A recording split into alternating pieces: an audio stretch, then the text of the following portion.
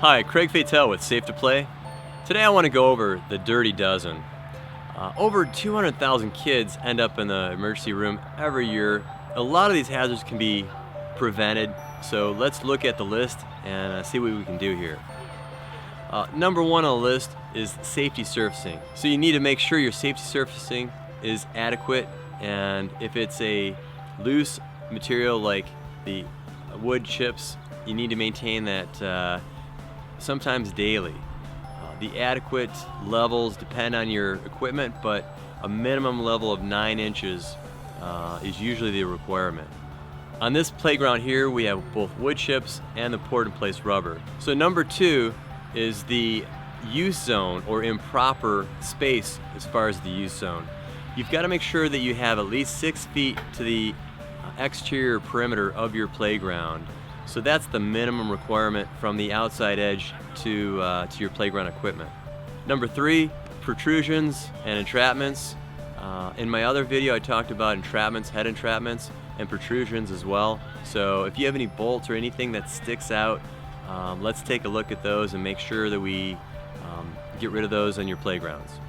So number five is insufficient spacing between the equipment on your playground.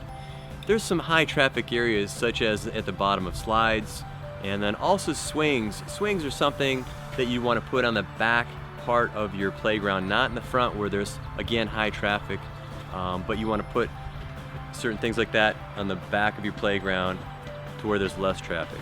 Number six, trip hazards. It sounds obvious, but you might be missing this on your playground.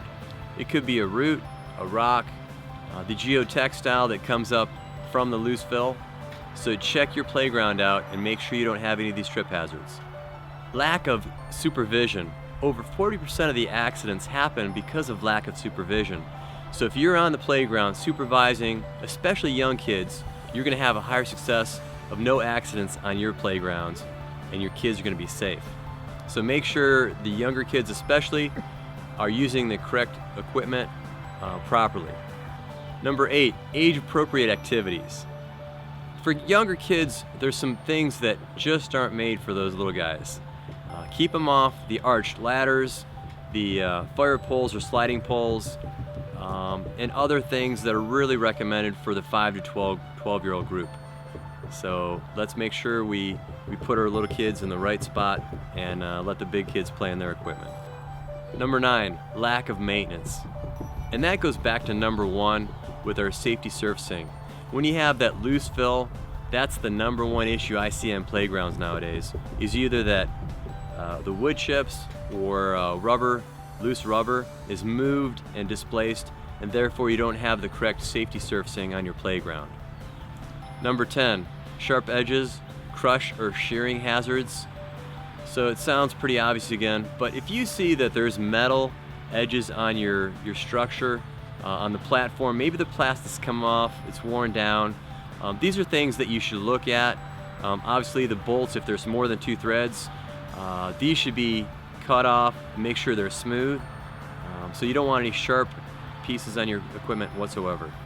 Number 11, platforms with no guardrails or barriers. Sounds pretty obvious, but sometimes the equipment doesn't have the right kind of barrier or guardrail on it. So again, I'll check to make sure that you have the correct barrier for that correct use zone for your kids.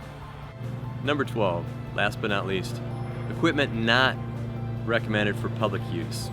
If you have a swing, a double swing that 2 kids will sit on and swings back and forth, there's a lot of weight and inertia swinging back and forth, and that's not recommended ever.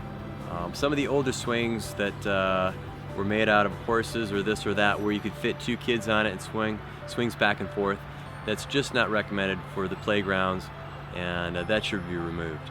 So these are some of the things that I look for on my playground inspection. So let's make sure you get your playground certified and inspected. Give me a call and we'll make sure your playground's safe. Thank you.